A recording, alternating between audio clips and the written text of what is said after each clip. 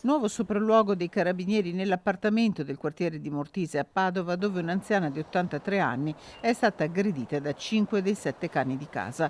La donna, ricoverata nel reparto di chirurgia plastica dell'azienda ospedaliera, resta in prognosi riservata, anche se non in pericolo di vita. I medici le hanno dovuto amputare il braccio destro e l'avambraccio sinistro.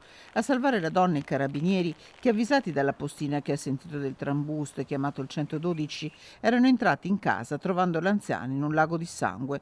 Sull'aggressione indaga la procura di Padova. La donna per ora non è stata in grado di ricostruire l'accaduto. I cani sono in casa, come spiega il responsabile del servizio veterinario igiene urbana dell'ULSS 6. I cani sono ora sono a casa dei proprietari. Bisognerà completare la valutazione e poi potrà essere deciso un eventuale trasferimento di proprietà. Gli animali sono 7 appartenenti alle razze Amstaff e American Bully. Il servizio veterinario in questo momento li sta monitorando con un'osservazione sanitaria e comportamentale gestionale.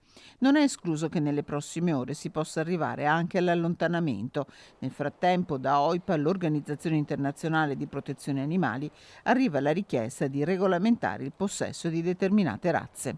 OIPA Italia chiede al legislatore di regolamentare la detenzione di determinati tipi di cani, che purtroppo spesso vengono presi da soggetti incapaci di gestirli. Richiedono infatti una conoscenza preventiva e un percorso formativo. Diversi comuni infatti hanno previsto l'obbligo del cosiddetto patentino per determinate razze o similrazze, proprio per tutelare l'incolumità pubblica, gli altri animali e il benessere di questi stessi cani.